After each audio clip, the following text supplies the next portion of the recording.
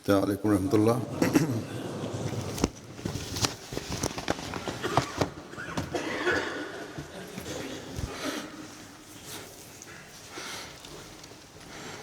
أشهد أن لا إله إلا الله وحده لا شريك له وأشهد أن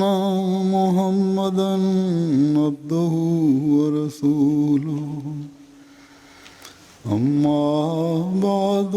فأعوذ بالله من الشيطان الرجيم بسم الله الرحمن الرحيم الحمد لله رب العالمين الرحمن الرحيم مالك يوم الدين إياك نعبد وإياك نستعين اهدنا الصراط المستقيم صراط الذين أنعمت عليهم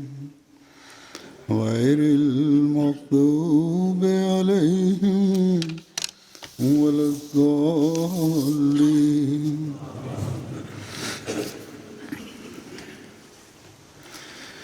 آج کل ہم جس اسلامی مہینے سے گزر رہے ہیں، اس مہینے کا نام محرم الحرام ہے۔ یہ ماہ اسلامی کیلنڈر کا پہلا مہینہ ہے۔ عام طور پر جب سال کا پہلا مہینہ آتا ہے، نیا سال شروع ہوتا ہے، ہم ایک دوسرے کو مبارکباد دیتے ہیں۔ گزشتہ جمعہ جو تھا، بعض جگہوں پہ محرم جمعے کو شروع ہوا ہے، جمعرات کو شروع ہوا، تو جمعے پہ آنے لگا میں تو باہر ایک صاحب کھڑے تھے، انہوں نے مبارکباد دی۔ لیکن مبارکباد کس چیز کی؟ کیونکہ اسی دن عراق میں دھماکے ہوئے، شیعوں کے اوپر حملے کیے گئے اور درجنوں شہید کر دیے گئے۔ تو ہم نئے سال کے شروع میں عموماً ایک دوسرے کو مبارکباد دیتے ہیں، لیکن جب قمری سال کا یہ مہینہ شروع ہوتا ہے تو مسلمان شرفاء کی اکثریت، جن کو امت کا درد ہے، اس مہینہ کے آنے پر فکر اور خوف کا اظہار شروع کر دیتی ہے۔ یہ کیوں ہے؟ جیسا کہ میں نے بتایا کہ دھماکے ہوتے ہیں، قتل و غارت ہوتی ہے، یہ سب جانتے ہیں۔ یہ اس لیے ہے کہ ان دنوں میں باوجود حکومتوں کے اعلانوں کے، باوجود مختلف فرقوں کے علماء کے مشترکہ بیانات کے، اعلانات کے، یا تو شیعہ سنی فساد شروع ہو جاتے ہیں، یا کہیں نہ کہیں کسی تعزیہ پر یا امام باڑے پر دوسرے فرقوں کی طرف سے یا شرارتی عنصر کی طرف سے حملہ ہو جاتا ہے۔ اور اب تو مفاد پرست اور دہشت گرد دوسروں کے ہاتھوں میں کھلونا بن کر شیعوں کی مجالس یا مجمع پر حملہ کر کے درجنوں معصوموں کی جان لے لیتے ہیں۔ ان میں سے ایسے بھی ہیں جن کے مذہبی مقاصد نہیں ہیں یا مذہبی اختلاف نہیں ہے، بلکہ سیاسی مقاصد ہوتے ہیں، حکومتوں کو ناکام کرنا چاہتے ہیں۔ عام طور پر 10 محرم کو زیادہ خطرے کا دن ہوتا ہے. جو مغربی ممالک میں تو کل ہے، یہاں تو کوئی ایسا خطرہ نہیں، لیکن مشرقی ممالک میں آج ہے، شاید پاکستان میں اور کچھ ملکوں میں بھی ہو. تو اس دن ظلموں کی بعض دفعہ انتہا کر دی جاتی ہے، بلکہ اس دفعہ تو شیعوں کے مختلف اکٹھ پر یہ حملے شروع ہو چکے ہیں. جیسا کہ میں نے بتایا کہ 1 تاریخ کو ہی عراق میں حملہ کیا گیا شیعوں پر. پاکستان میں راولپنڈی، کراچی، کوئٹہ، سوات میں یہ حملے کیے گئے. کل اخبار میں تھا، دھماکے ہوئے، کئی جانیں ضائع ہوئیں. بلکہ راولپنڈی میں تو پرسوں بھی حملے ہوئے اور کل بھی ہوئے. کل بھی 23 لوگ موت کے منہ میں چلے گئے ان حملے کی وجہ سے جو شیعوں پہ کیا گیا. شیعوں کو موقع ملتا ہے تو وہ اس طرح بدلہ لیتے ہیں. عجیب حالت ہے اب امت مسلمہ کی، قابل رحم حالت ہے. یہی مذہبی اختلافات یا کسی بھی قسم کے اختلافات ہیں جو مسلمانوں یا مسلمان حکومتوں میں بھی ایک دوسرے میں خلیج پیدا کرتے چلے جا رہے ہیں. یا بعض ملک ایسے ہیں جن میں ملک کے اندر ہی اقلیتی فرقے کی حکومت ہے، تو اکثریتی فرقہ شدید رد عمل دکھا رہا ہے، جو گولہ بارود کے استعمال پر منتج ہے.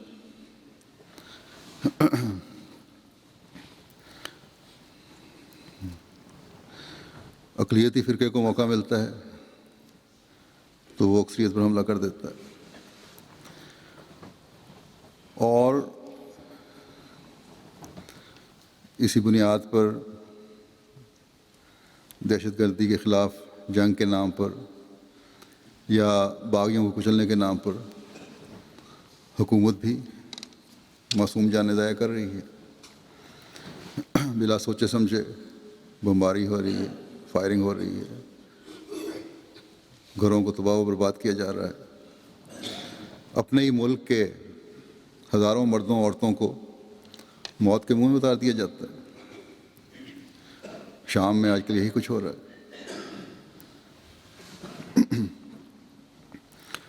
یہی وجہ ہے کہ اسلام مخالف قوتوں کو اپنی منمانی کرنے کی کھلی چھٹی مل گئی. فلسطینیوں پر اسرائیل کا حملہ مسلمانوں کے اس اختلاف اور ایک نہ ہونے کی وجہ سے.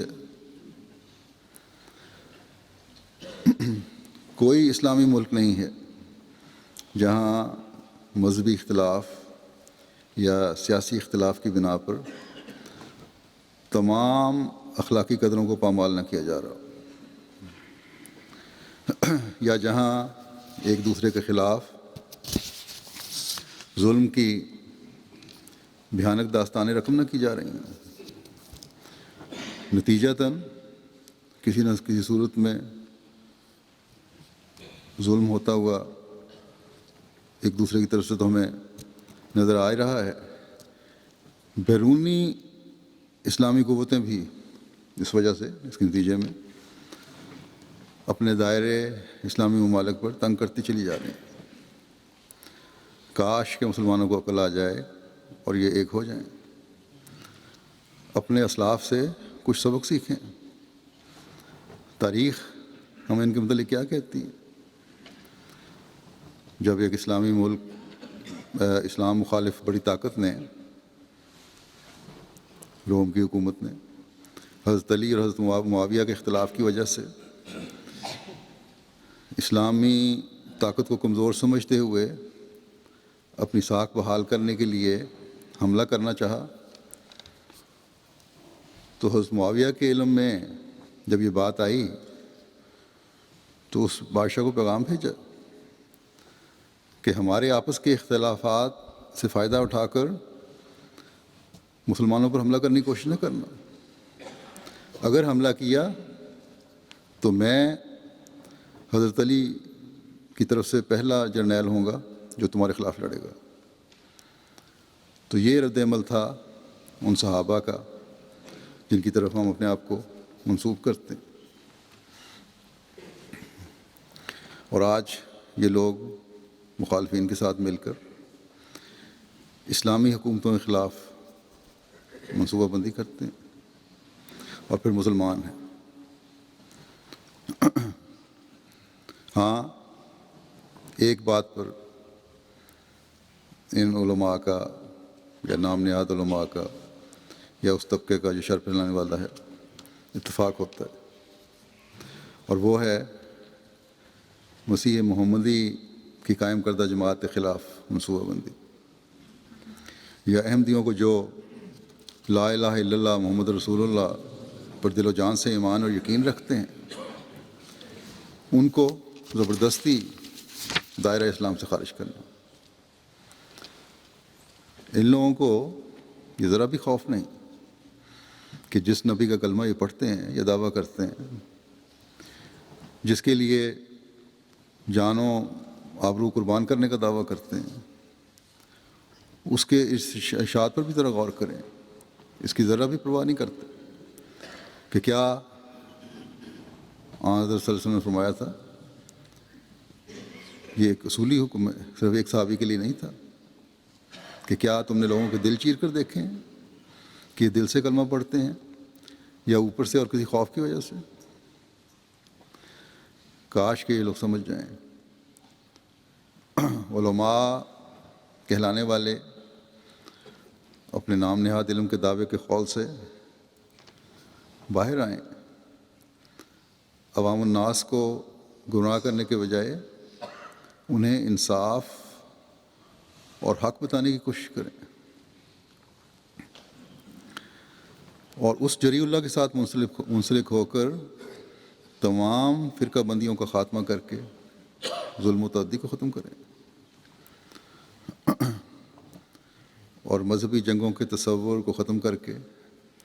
اسلام کی خوبصورت تعلیم کو مسیح الزمان کے بتائے ہوئے طریق کے مطابق پھیلا کر دشمن کی طاقت کو ختم کر کے حضرت صلی اللہ علیہ وسلم کے جھنڈے تلے لانے والے بن جائیں. محرم کے حوالے سے میں نے بات شروع کی تھی، تو اس وقت میں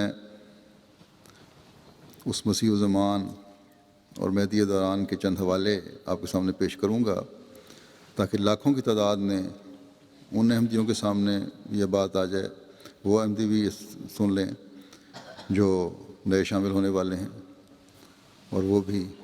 جو نوجوان ہیں کوئی علم نہیں کہ حضرت مسیح موعود علیہ الصلوۃ والسلام نے کس طرح بزرگوں کی عزت کو قائم کیا، کس طرح صحابہ کے مقام کو پہچانا، کس طرح شیعہ سنی کے فرق کو مٹایا، اور کس طرح اللہ تعالیٰ کے حکم کے مطابق تمام مسلمانوں کو جو روئے زمین پر بستے ہیں ایک ہاتھ پر جمع کر کے امت واحدہ بنانے کے طریق سکھائے. اسی طرح غیر الجماعت جو ہمارے بعض دفعہ خطبات سنتے ہیں، باتیں سنتے ہیں، ان کو بھی پتہ چلے کہ اس زمانے میں رحماء بینہم کی حقیقی تصویر بننے کے لیے سچی تعلیم کیا ہے. کچھ غور کریں، کب تک مسلمانوں کی کمزور حالت کا رونا رو کر صرف ظاہری جلسے جلوس کر کے یا پھر دہشت گردی کر کے اپنے آپ کو اسلام کی خدمت کا فرض اور حق ادا کرنے والا سمجھتے رہیں گے؟ کب تک دشمن کو اپنی بے نتیجہ اور ظالمانہ کارروائیاں کر کے اسلام پر حملے کرنے کے مواقع فراہم کرتے رہیں گے؟ بس چاہے مسلمان ممالک کی بدامنی اور بے سکونی اپنے ملکوں میں ایک دوسرے پر ظلم کی وجہ سے ہو، یا اسلام دشمن طاقتوں کے مسلمانوں پر ظلم کرنے کی وجہ سے ہو۔ اس کا حل اور قیام امن کا علاج اور مسلمانوں کے رعب کو دوبارہ قائم کرنے کی طاقت صرف اور صرف اللہ تعالیٰ کی طرف سے آئے ہوئے اس فرستادے کے پاس ہے جو حضرت صلی اللہ علیہ وسلم کے عاشق صادق اور آپ کی تعلیم کو دنیا میں پھیلانے کے مشن کے لیے مقرر کیا گیا ہے۔ جیسا کہ میں نے کہا، آپ کے چند اقتباسات آپ کے سامنے رکھتا ہوں جو تمام صحابہ کے مقام پر روشنی ڈالتے ہیں۔ اس وقت مسلمانوں نے اگر اپنی اکائی منوانی ہے، اپنی ساکھ کو قائم کرنا ہے، اسلام کو غیروں کے حملوں سے بچانا ہے، دنیا کو اسلام کا پیغام پہنچا کر حضرت صلی اللہ علیہ وسلم کے جھنڈے تلے لانا ہے، تو پھر شیعہ سنی کے فرق کو مٹانا ہوگا، آپس کے فرقوں کے گروہ بندیوں کے فرق کو مٹانا ہوگا، اس اسلام کی تعلیم پر عمل کرنا ہوگا جو حضرت صلی اللہ علیہ وسلم لے کر آئے تھے، جس میں کوئی فرقہ نہیں تھا، جس میں ہر صحابی قربانی کی ایک مثال تھا، نیکی اور تقوی کا نمونہ تھا، ایسا ستارہ تھا جس سے روشنی اور رہنمائی ملتی تھی۔ لیکن بعض کا مقام حضرت صلی اللہ علیہ وسلم کے نزدیک دوسروں سے بلند بھی تھا۔ حضرت ابوبکر صدیق رضی اللہ عنہ کے مقام کو اللہ تعالیٰ نے اور حضرت صلی اللہ علیہ وسلم نے جو بلندی دی ہے وہ کسی دوسرے کو نہیں مل سکتی۔ اسی طرح حضرت عمر کا مقام، حضرت عثمان کا، حضرت علی کا مقام ہے، حضرت امام حسین اور حسن کا مقام ہے، یہ درجہ بدرجہ اسی طرح آتا ہے۔ بس حفظ مراتب کے لحاظ سے صحابہ کے مقام کو دیکھنے کی ضرورت ہے۔ اگر یہ ہوگا تو ہر قسم کے فساد مٹ جائیں گے، اور یہ سب فرق مٹانے کے لیے آخرین میں حضرت مسیح موعود علیہ الصلوۃ والسلام مبعوث ہوئے، اور ہر صحابی اور حضرت صلی اللہ علیہ وسلم کے ہر قرابت دار کا مقام ہمیں بتا کر ان کی عزت و تکریم قائم فرمائی۔ آپ ایک جگہ فرماتے ہیں سر الخرافہ میں کہ مجھے، اس کا ترجمہ یہ ہے، عربی میں ہے یہ، اس کا ترجمہ اردو میں یہ ہے کہ مجھے علم دیا گیا ہے کہ ابو بکر رضی اللہ عنہ تمام صحابہ میں بلند ترین شان اور اعلیٰ مقام رکھتے تھے، اور بلا شبہ آپ پہلے خلیفہ تھے، اور آپ کے بارے میں خلافت کی آیات نازل ہوئیں۔ پھر سر الخلافہ کا بھی حوالہ ہے جس کا اردو ترجمہ یہ ہے کہ بخدا آپ اسلام کے عدم ثانی اور خیر الانام کے مظہر اول تھے، اور گو آپ نبی تو نہ تھے مگر آپ میں نبیوں اور رسولوں کی قوتیں موجود تھیں۔ پھر سر الخلافہ میں ہی آپ فرماتے ہیں کہ اللہ تعالیٰ جانتا تھا کہ حضرت ابوبکر صدیق رضی اللہ عنہ صحابہ میں سے سب سے زیادہ بہادر، متقی اور رسول اللہ صلی اللہ علیہ وسلم کے سب سے زیادہ پیارے ہیں، اور فتح مند جرنیل ہیں، اور سید الکائنات کی محبت میں فنا اور شروع سے ہی آپ صلی اللہ علیہ وسلم کے غم گسار، اور آپ کے کاموں میں آپ صلی اللہ علیہ وسلم کے مددگار۔ اس لیے اللہ تعالیٰ نے اپنے نبی کو تنگی کے زمانے میں ان کے ذریعے تسلی دی، اور انہیں صدیق کے نام سے مخصوص کیا گیا۔ وہ نبی دو جہان کے مقرب بنے، اور اللہ تعالیٰ نے انہیں ثانی اثنین کی خلت سے نوازا اور اپنے خاص بندوں میں شامل کیا۔ پھر ایک جگہ ملفوظات میں فرماتے ہیں کہ رسول اللہ صلی اللہ علیہ وسلم کے وقت میں خلیفہ اول نے جو بڑے ملک التجار تھے، مسلمان ہو کر لا نظیر مدد کی، اور آپ کو یہ مرتبہ ملا کہ صدیق کہلائے اور پہلے رفیق اور خلیفہ اول ہوئے۔ لکھا ہے کہ جب آپ تجارت سے واپس آئے تھے اور ابھی مکہ میں نہ پہنچے تھے کہ راستے میں ہی ایک شخص ملا، اس سے پوچھا کہ کوئی تازہ خبر سناؤ۔ اس نے کہا اور تو کوئی تازہ خبر نہیں، ہاں یہ بات ضرور ہے کہ تمہارے دوست نے پیغمبری کا دعویٰ کیا ہے۔ ابوبکر نے وہیں کھڑے ہو کر کہا کہ اگر اس نے یہ دعویٰ کیا ہے تو سچا ہے۔ پھر آپ فرماتے ہیں حضرت ابوبکر رضی اللہ تعالیٰ عنہ نے اپنا سارا مال و متاع خدا تعالیٰ کی راہ میں دے دیا اور آپ کمبل پہن لیا، مگر اللہ تعالیٰ نے اس پر انہیں کیا دیا؟ تمام عرب کا انہیں بادشاہ بنا دیا، اور اسی کے ہاتھ سے اسلام کو نئے سرے سے زندہ کیا اور مرتد عرب کو پھر فتح کر کے دکھا دیا، اور وہ کچھ دیا جو کسی کے وہم و گمان میں بھی نہ تھا۔ پھر حضرت عمر رضی اللہ عنہ کے بارے میں آپ فرماتے ہیں کہ حضرت عمر رضی اللہ عنہ کا درجہ جانتے ہو کہ صحابہ میں کس قدر بڑا ہے؟ یہاں تک کہ بعض اوقات ان کی رائے کے موافق قرآن شریف نازل ہو جایا کرتا تھا، اور ان کے حق میں یہ حدیث ہے کہ شیطان عمر کے سائے سے بھاگتا ہے۔ دوسری یہ حدیث ہے کہ اگر میرے بعد کوئی نبی ہوتا تو عمر ہوتا۔ تیسری یہ حدیث ہے کہ پہلی امتوں میں محدث ہوتے رہے ہیں، اگر اس امت میں کوئی محدث ہے تو وہ عمر ہے۔ پھر حضرت عمر رضی اللہ عنہ کے بارے میں فرماتے ہیں حضرت مسیح علیہ الصلوۃ والسلام کہ عمر رضی اللہ عنہ کو بھی الہام ہوتا تھا، انہوں نے اپنے تئیں کچھ چیز نہ سمجھا کہ الہام ہوتا ہے تو میں کچھ بن گیا ہوں، کچھ نہیں سمجھا اپنے آپ کو۔ اور امامت حقہ جو آسمان کے خدا نے زمین پر قائم کی تھی، اس کا شریک بننا نہ چاہا، یعنی کہ جو مقام حضرت صلی اللہ علیہ وسلم کو مل گیا تھا، یہ نہیں کہ الہام ہو گئے تو ان کا شریک بننے لگ گئے، بلکہ ادنا چاکر اور غلام اپنے تئیں قرار دیا۔ اس لیے خدا کے فضل نے ان کو نائب امامت حقہ بنا دیا، یعنی خلافت کی خلت سے نوازا۔ پھر حجت اللہ میں حضرت مسیح علیہ السلام بیان فرماتے ہیں، عربی کا ترجمہ یہ ہے کہ رسول اللہ صلی اللہ علیہ وسلم کے ہمسائے میں 2 ایسے آدمی دفن کیے گئے ہیں جو نیک تھے، پاک تھے،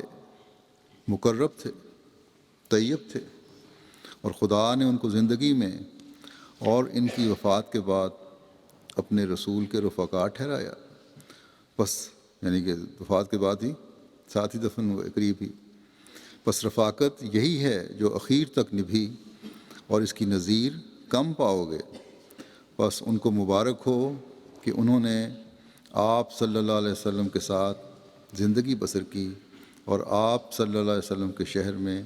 اور آپ صلی اللہ علیہ وسلم کی جگہ خلیفے مقرر کیے گئے، اور آپ صلی اللہ علیہ وسلم کے کنارے روضہ میں دفن کیے گئے، اور آپ صلی اللہ علیہ وسلم کے مزار کے بہشت سے نزدیک کیے گئے، اور قیامت کو آپ صلی اللہ علیہ وسلم کے ساتھ اٹھائے جائیں گے۔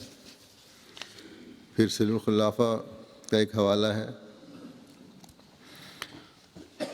مسلم وسلم فرماتے ہیں، جس کا ترجمہ یہ ہے کہ میرے رب نے مجھ پر ظاہر کیا ہے کہ حضرت ابوبکر صدیق، حضرت عمر فاروق رضی اللہ عنہ، حضرت عثمان رضی اللہ عنہ نیک اور ایمان والے تھے، اور ان لوگوں میں سے تھے جن کو اللہ تعالیٰ نے چن لیا اور اپنی عنایات کے لیے مخصوص کر لیا۔ خدا کی قسم، اس نے ابو بکر، عمر اور عثمان ذو النورین کو اسلام کے دروازے اور خدائی فوج کے ہراول دستے بنا دیا ہے۔ پھر حضرت علی رضی اللہ عنہ کے بارے میں حضرت مسیح علیہ السلام فرماتے ہیں، آپ بڑے متقی اور پاک صاف تھے، اور ان لوگوں میں سے تھے جو خدائے رحمان کے سب سے پیارے اور اچھے خاندان والے تھے، اور زمانے کے سرداروں میں سے تھے، غالب خدا کے شیر اور مہربان خدا کے نوجوان تھے، بہت سخی اور صاف دل تھے۔ آپ وہ منفرد بہادر تھے جو میدان حرب میں اپنی جگہ سے نہیں ہٹتے تھے، خواہ آپ کے مقابل دشمنوں کی ایک فوج ہی کیوں نہ ہوتی۔ آپ نے قسم پرسی کی زندگی بسر کی اور پرہیزگاری میں اعلیٰ مقام حاصل کیا۔ آپ مال و دولت عطا کرنے والے، ہم و غم دور کرنے والے اور یتیموں، مسکینوں اور پڑوسیوں کی دیکھ بھال کرنے والے پہلے شخص تھے، اور مختلف معرکوں میں آپ سے بہادری کے کارنامے ظاہر ہوتے تھے۔ مطلب یہ کہ بہت پہلے یہ نہیں صرف وہی شخص تھے، یعنی کہ ان کا اچھا بڑا مقام تھا۔ مختلف معرکوں میں آپ سے بہادری کے کارنامے ظاہر ہوتے تھے، اور اب تلوار و نیزہ کی جنگ میں عجائب باتوں کے مظہر تھے، اور اس کے ساتھ ہی آپ شیریں بیان اور فصیح اللسان تھے۔ یعنی ایسی تقریر تھی، فصاحت و بلاغت جس کا کوئی مثال نہیں عام آدمیوں میں، اور آپ کے کلام دلوں کی تہہ تک اتر جاتا تھا۔ آپ کا کلام دلوں کی تہہ تک اتر جاتا تھا۔ آپ اپنے کلام کے ذریعے سے ذہنوں کے زنگ دور کرتے اور اسے دلیل کے نور سے منور کرتے تھے۔ آپ ہر قسم کے اسلوب سے واقف تھے، اور جو کوئی کسی معاملے میں صاحب فضیلت ہوتا تھا وہ بھی آپ کی طرف مغلوب کی طرح معذرت کرتا ہوا آتا تھا۔ آپ ہر خوبی اور فصاحت و بلاغت کے طریقوں میں کامل تھے، اور جس نے آپ کے کمال کا انکار کیا تو وہ گویا بے حیائی کے رستے پر چل پڑا۔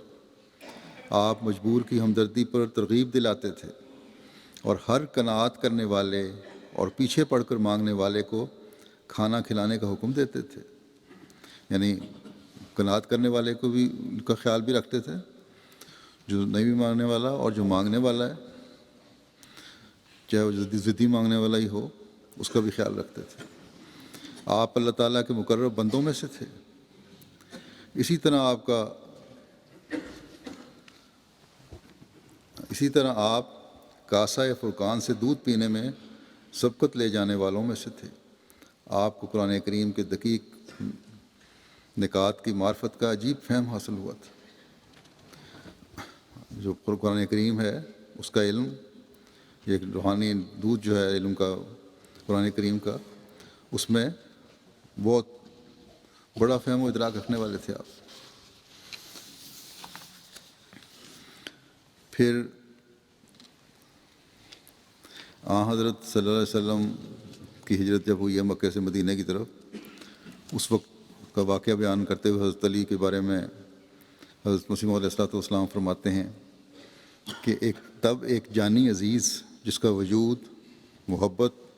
اور ایمان سے خمیر کیا گیا تھا، جاں بازی کے طور پر حضرت صلی اللہ علیہ وسلم کے بستر پر باشارہ نبوی اس غرض سے منہ چھپا کر لیٹ رہا کہ تا مخالفوں کے جاسوس حضرت صلی اللہ علیہ وسلم کے نکل جانے کی کچھ تفتیش نہ کریں،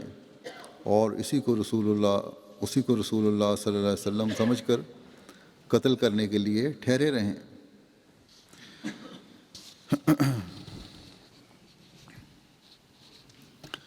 فارسی میں آپ فرماتے ہیں، کس بہرے کسے سر نداہد جاں نقاشت نفاشاند عشق است کہ این کار بسد صدق کنانت۔ یعنی کوئی کسی کے لیے سر نہیں کٹواتا نہ جان دیتا ہے، یہ عشق ہی ہے جو یہ کام بہت شوق اور خلوص سے کرواتا ہے۔ پھر حضرت مسیح علیہ السلام حضرت علی اور حضرت حسین سے اپنی مشابہت بیان کرتے ہوئے فرماتے ہیں کہ مجھے علی اور حسین سے ایک لطیف مشابہت ہے، اور اس بھید کو مشرق اور مغرب کے رب کے سوا کوئی نہیں جانتا، اور یقیناً میں علی اور آپ کے علی رضی اللہ عنہ اور آپ کے دونوں بیٹوں سے محبت رکھتا ہوں، اور میں اس سے دشمنی کرتا ہوں جو ان دونوں سے دشمنی رکھتا ہے۔ پھر آپ حضرت حسن اور حضرت حسین کے بارے میں کہ دونوں کے اپنے اپنے کارنامے تھے، کام تھے، اور اپنا ایک مقام تھا، ان کے بارے میں فرماتے ہیں کہ حضرت حسن نے رضی اللہ عنہ نے میری دانست میں بہت اچھا کام کیا کہ خلافت سے الگ ہو گئے، پہلے ہی ہزاروں خون ہو چکے تھے، انہوں نے پسند نہ کیا کہ اور خون ہوں، اس لیے معاویہ سے گزارا لے لیا۔ چونکہ حضرت حسن کے اس فعل سے شیعہ پر زد ہوتی ہے، اس لیے امام حسن رضی اللہ عنہ پر پورے راضی نہیں ہوئے۔ اگر شیعہ حضرت علی کی اولاد سے ہی کے بارے میں کہتے ہیں تو حضرت حسن کے بارے میں وہ ولف سے کام نہیں لیا جاتا اتنا زیادہ جتنا حضرت حسین کے بارے میں لیا جاتا ہے۔ اس لیے فرمایا کہ اس سے خوش نہیں ہوئے۔ فرمایا ہم تو دونوں کے ثنا خواں ہیں، ہم تو دونوں کی تعریف کرتے ہیں۔ اصل بات یہی ہے، اصل بات یہ ہے کہ ہر شخص کے جدا جدا قوا معلوم ہوتے ہیں۔ حضرت امام حسن رضی اللہ عنہ نے پسند نہ کیا کہ مسلمانوں میں خانہ جنگی بڑھے اور خون ہو۔ انہوں نے امن پسندی کو مد نظر رکھا، اور حضرت امام حسین رضی اللہ عنہ نے پسند نہ کیا کہ فاسق فاجر کے ہاتھ پر بیعت کروں، کیونکہ اس سے دین میں خرابی ہوتی ہے۔ دونوں کی نیت نیک تھی۔ انما الاعمال بالنیات، یہ الگ امر ہے کہ یزید کے ہاتھ سے بھی اسلامی ترقی ہوئی، یہ خدا تعالیٰ کا فضل ہے، وہ چاہے تو فاسق کے ہاتھ سے بھی ترقی ہو جاتی ہے۔ یزید کا بیٹا نیک بخت تھا، یعنی نیک آدمی تھا۔ حضرت مسیح علیہ الصلوۃ والسلام پھر فرماتے ہیں ایک جگہ کہ اس بات کو ہمیشہ یاد رکھنا چاہیے کہ انبیاء علیہم السلام اور ایسا ہی اور جو خدا تعالیٰ کے راست باز اور صادق بندے ہوتے ہیں، وہ دنیا میں ایک نمونہ ہو کر آتے ہیں۔ جو شخص اس نمونے کے موافق چلنے کی کوشش نہیں کرتا لیکن ان کو سجدہ کرنے اور حاجت روا ماننے کو تیار ہو جاتا ہے، یعنی غلب سے کام لیتا ہے، مبالغہ اتنا بڑھ جاتا ہے کہ نمونہ تو نہیں ہے ان کا، یہاں تک ہے کہ سجدہ کرنے لگ جائے اور ان کو اپنی حاجتیں پوری کرنے والا سمجھ لے، وہ کبھی خدا تعالیٰ کے نزدیک قابل قدر نہیں ہے، بلکہ وہ دیکھ لے گا کہ مرنے کے بعد وہ امام اس سے بیزار ہوگا۔ ایسا ہی جو لوگ حضرت علی رضی اللہ عنہ یا حضرت امام حسین رضی اللہ عنہ کے درجے کو بہت بڑھاتے ہیں، گویا ان کی پرستش کرتے ہیں، وہ امام حسین کے متبعین میں نہیں ہیں، اور اس سے امام حسین رضی اللہ تعالیٰ عنہ خوش نہیں ہو سکتے۔ انبیاء علیہ السلام ہمیشہ پیروی کے لیے نمونہ ہو کر آتے ہیں، اور سچ یہ ہے کہ بدون پیروی کچھ بھی نہیں، یعنی عمل اصل چیز یہ ہے کہ ان کے طریق پر چلا جائے، نیک لوگوں کے اور انبیاء کے خاص طور پر۔ پھر حضرت مسیح علیہ الصلوۃ والسلام فرماتے ہیں کہ واضح ہو کہ کسی شخص کے احمدیوں کو نصیحت کرتے ہوئے، کیونکہ کسی احمدی نے حضرت امام حسین رضی اللہ عنہ کے بارے میں کوئی بات کی تھی جو حضرت مسیح علیہ السلام کے علم میں آئی، جس پہ آپ سخت ناراض ہوئے اور احمدیوں کو فرمایا کہ واضح ہو کہ کسی شخص کے کارڈ کے ذریعے سے مجھے اطلاع ملی ہے کہ بعض نادان آدمی جو اپنے تئیں میری جماعت کی طرف منسوب کرتے ہیں، حضرت امام حسین رضی اللہ تعالیٰ عنہ کی نسبت یہ کلمات منہ پر لاتے ہیں کہ ناعوذ باللہ حسین بوجہ اس کے کہ اس نے خلیفہ وقت یعنی یزید سے بیعت نہیں کی، باغی تھا اور یزید حق پر تھا، لعنت اللہ علی الکاذبین۔ فرمایا مجھے امید نہیں کہ میری جماعت کے کسی راست باز کے منہ سے ایسے خبیث الفاظ نکلے ہوں، مگر ساتھ اس کے مجھے یہ بھی دل میں خیال گزرتا ہے کہ چونکہ اکثر شیعہ نے اپنے ورد تبرع اور لعن طعن میں مجھے بھی شریک کر لیا ہے، اس لیے کچھ تعجب نہیں، یعنی کہ مجھے گالیاں نکالتے رہتے ہیں، اس لیے کچھ تعجب نہیں کہ کسی نادان بے تمیز نے سفیہانہ بات کے جواب میں سفیہانہ بات کہہ دی ہو، جیسا کہ بعض جاہل مسلمان کسی عیسائی کی بدزبانی کے مقابل پر جو حضرت صلی اللہ علیہ وسلم کی شان میں کرتا ہے، حضرت عیسیٰ علیہ السلام کی نسبت کچھ سخت الفاظ کہہ دیتے ہیں۔ بہرحال میں اس اشتہار کے ذریعے سے اپنی جماعت کو اطلاع دیتا ہوں کہ ہم اعتقاد رکھتے ہیں کہ یزید ایک ناپاک تباہ دنیا کا کیڑا اور ظالم تھا، اور جن معنوں کی روح سے کسی کو مومن کہا جاتا ہے وہ معنی اس میں موجود نہ تھے۔ مومن بننا کوئی امر سہل نہیں ہے۔ اللہ تعالیٰ ایسے شخصوں کی نسبت فرماتا ہے قالت الاعراب آمنا قل لم تؤمنوا ولکن قولوا اسلمنا، مومن وہ لوگ ہوتے ہیں جس دل پر ایمان لکھا جاتا ہے اور جو اپنے خدا اور اس کی رضا کو ہر ایک چیز پر مقدم کر لیتے ہیں اور تقویٰ کی باریک اور تنگ راہوں کو خدا کے لیے اختیار کرتے اور اس کی محبت میں محو ہو جاتے ہیں، اور ہر ایک چیز جو بت کی طرح خدا سے روکتی ہے، خواہ وہ اخلاقی حالت ہو یا اعمال فاسقانہ ہوں یا غفلت اور کسل ہو، سب سے اپنے تئیں دور تر لے جاتے ہیں۔ لیکن بد نصیب یزید کو یہ باتیں کہاں حاصل تھیں؟ دنیا کی محبت نے اس کو اندھا کر دیا تھا، مگر حسین رضی اللہ تعالیٰ عنہ طاہر مطہر تھا اور بلا شبہ ان برگزیدوں میں سے تھا، اور ان برگزیدوں میں سے ہے جن کو خدا تعالیٰ اپنے ہاتھ سے صاف کرتا اور اپنی محبت سے معمور کر دیتا ہے، اور بلا شبہ وہ سرداران بہشت میں سے ہے، اور ایک ذرہ کینہ رکھنا اس سے موجب سلب ایمان ہے، اور اس امام کی تقویٰ اور محبت الہی اور صبر اور استقامت اور زہد اور عبادت ہمارے لیے اسوہ حسنہ ہے، اور ہم اس معصوم کی ہدایت کے اقتداء کرنے والے ہیں، ہم اس معصوم کی ہدایت کے اقتداء کرنے والے ہیں جو اس کو ملی تھی۔ تباہ ہو گیا وہ دل جو اس کا دشمن ہے، اور کامیاب ہو گیا وہ دل جو عملی رنگ میں اس کی محبت ظاہر کرتا ہے، اور اس کے ایمان اور اخلاق اور شجاعت اور تقویٰ اور استقامت اور محبت الہی کے تمام نقوش انعکاسی طور پر کامل پیروی کے ساتھ اپنے اندر لیتا ہے، جیسا کہ ایک صاف آئینے میں ایک خوبصورت انسان کا نقش۔ یہ لوگ دنیا کی آنکھوں سے پوشیدہ ہیں، کون جانتا ہے ان کا قدر مگر وہی جو ان میں سے ہیں۔ اس دنیا کی آنکھ ان کو شناخت نہیں کر سکتی کیونکہ وہ دنیا سے بہت دور ہیں۔ یہی وجہ حسین کی شہادت کی تھی، کیونکہ وہ شناخت نہیں کیا گیا۔ دنیا نے کس پاک اور برگزیدہ سے اس کے زمانے میں محبت کی، تا حسین سے بھی محبت کی جاتی۔ غرض یہ امر نہایت درجہ شقاوت اور بے ایمانی میں داخل ہے کہ حسین رضی اللہ عنہ کی تحقیر کی جائے، اور جو شخص حسین یا کسی اور بزرگ کی جو ائمہ مطہرین میں سے ہے تحقیر کرتا ہے، یا کوئی کلمہ استخفاف کا ان کی نسبت اپنی زبان پر لاتا ہے، وہ اپنے ایمان کو ضائع کرتا ہے، کیونکہ اللہ جل شانہ اس شخص کا دشمن ہو جاتا ہے جو اس کے برگزیدوں اور پیاروں کا دشمن ہے۔ جو شخص مجھے برا کہتا ہے یا لعن طعن کرتا ہے، اس کے عوض میں کسی برگزیدہ اور محبوب الہی کی نسبت شوخی کا لفظ زبان پر لانا سخت معصیت ہے۔ ایسے موقع پر درگزر کرنا اور نادان دشمن کے حق میں دعا کرنا بہتر ہے،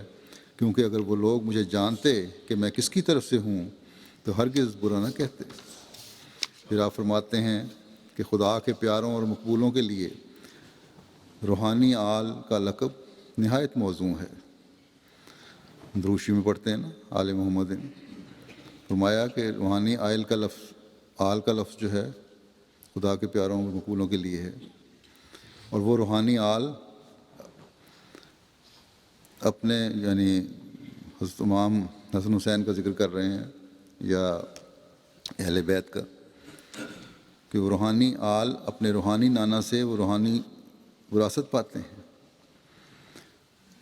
جس کو کسی غاصب کا ہاتھ غصب نہیں کر سکتا، اور وہ ان باغوں کے وارث ٹھہرتے ہیں جن پر کوئی دوسرا قبضہ ناجائز کر ہی نہیں سکتا۔ بس یہ سفلی خیال بعض اسلامی فرقوں میں اس وقت آ گئے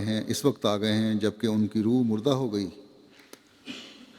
اور اس کو روحانی طور پر آل ہونے کا کچھ بھی حصہ نہ ملا، اس لیے روحانی مال سے لاوارث ہونے کی وجہ سے ان کی عقلیں موٹی ہو گئیں اور ان کے دل مقدر اور کوتاہ بین ہو گئے۔ اس میں کس ایماندار کو کلام ہے کہ حضرت امام حسین اور امام حسن رضی اللہ عنہما خدا کے برگزیدہ اور صاحب کمال اور صاحب عفت اور عصمت اور ائمۃ الہدیٰ تھے، یعنی ہدایت کے امام تھے، اور وہ بلا شبہ دونوں معنوں کے روح سے حضرت صلی اللہ علیہ وسلم کے آل تھے۔ سو اہل معرفت اور حقیقت کا یہ مذہب ہے کہ اگر حضرت امام حسین اور امام حسن رضی اللہ عنہما حضرت صلی اللہ علیہ وسلم کے سفلی رشتے کے لحاظ سے آل بھی نہ ہوتے تب بھی بوجہ اس کے کہ وہ روحانی رشتے کے لحاظ سے آسمان پر آل ٹھہر گئے تھے، بلا شبہ حضرت صلی اللہ علیہ وسلم کے روحانی مال کے وارث ہوتے، جبکہ فانی جسم کا ایک رشتہ ہوتا ہے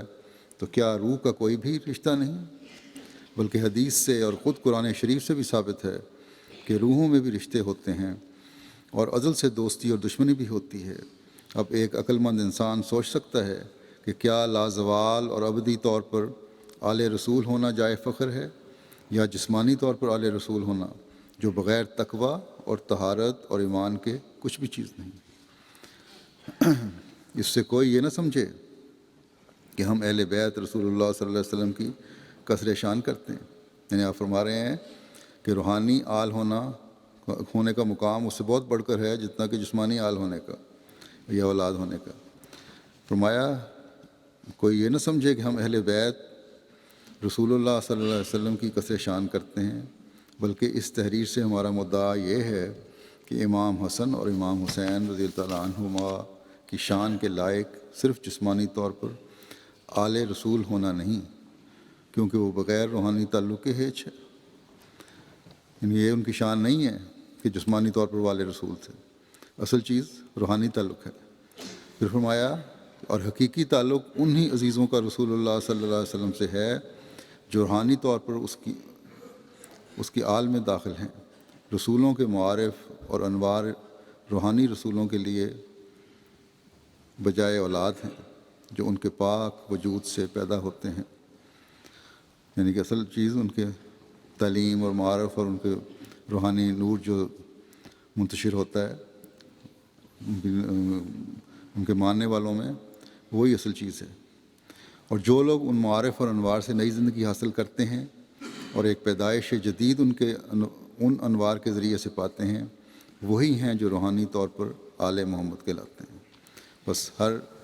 احمدی، ہر مسلمان اگر حضرت صلی اللہ علیہ وسلم کی تعلیم پر عمل کرنے والا ہے، آپ کے نور سے فیض یاب ہونے والا ہے، آپ کی حقیقی تعلیم پر عمل کرنے والا ہے، تو وہ آل محمد میں اس کا شمار ہو جائے گا۔ بس یہ وہ حقیقی طریق ہے جس پر ہر مسلمان کے لیے چلنا ضروری ہے کہ ہر بزرگ کے مقام کو پہچان کر اس کی عزت کرے، اس کا احترام کرے،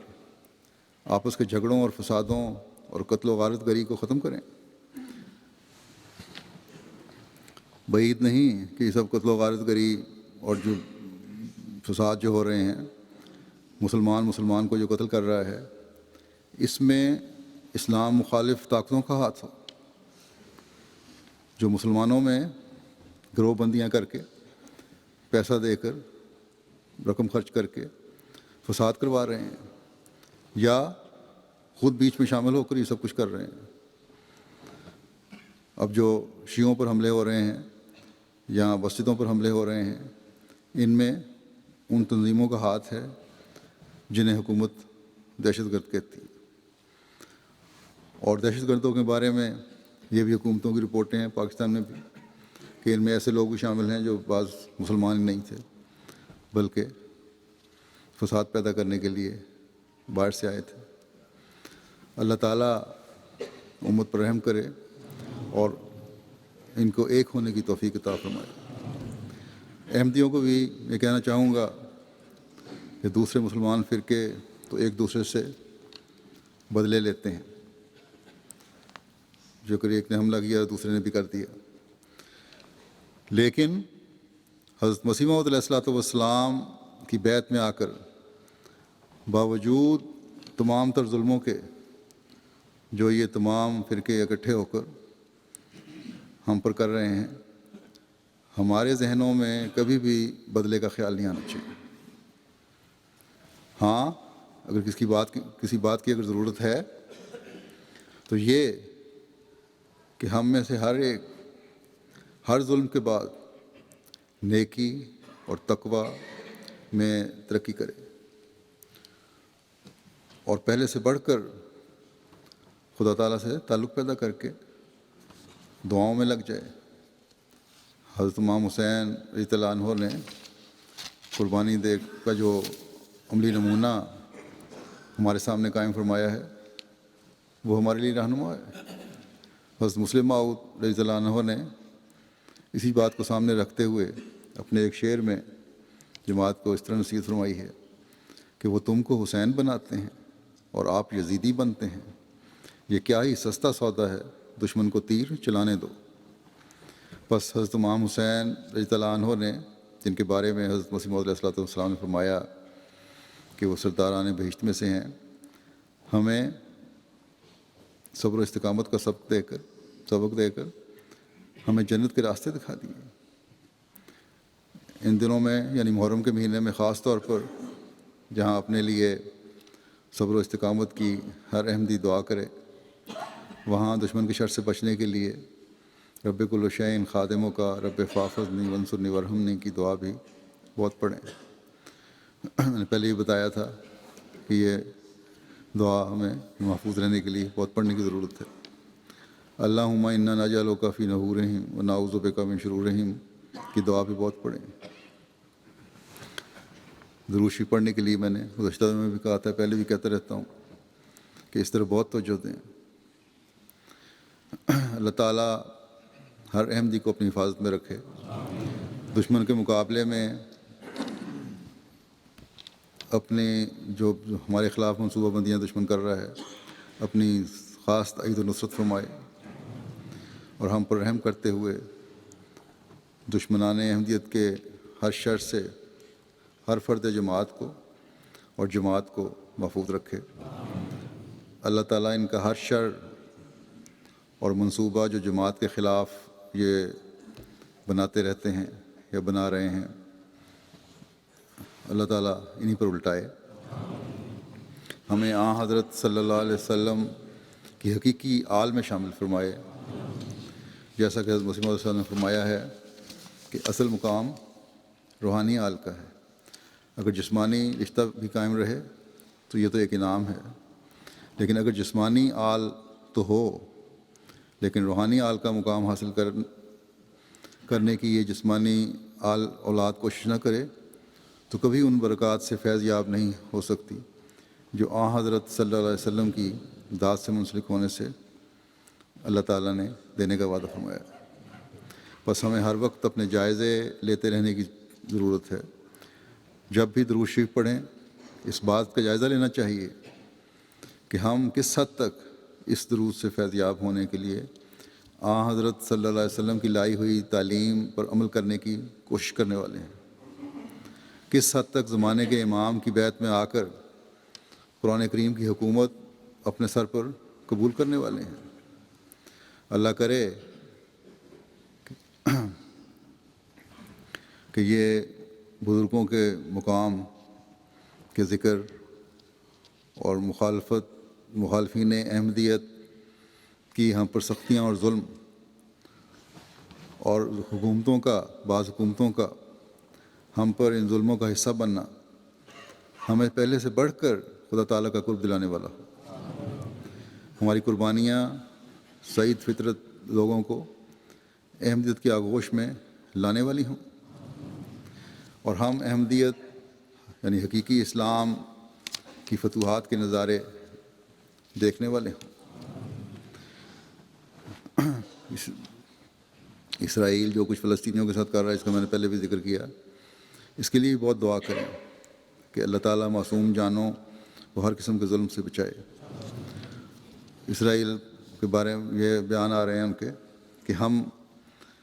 خوف کی حالت میں نہیں رہ سکتے، اس لیے ہم نے فلسطینیوں پر حملہ کیا، خود ہی پہلے حملہ کیا، خود ہی ان کے لوگ مارے،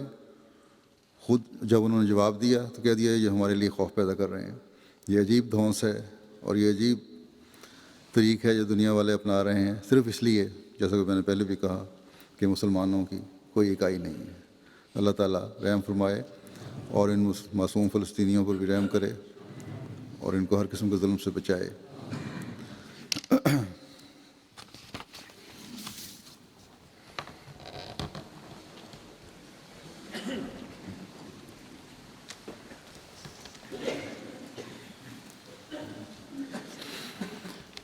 الحمد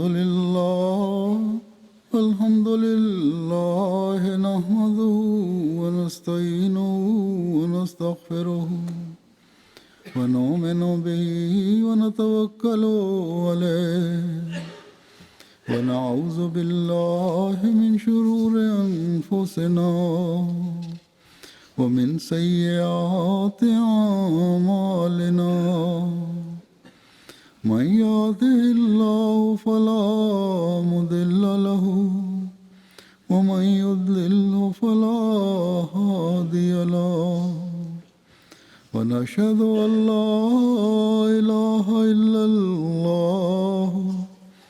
ونشهد أن محمدا عبده ورسوله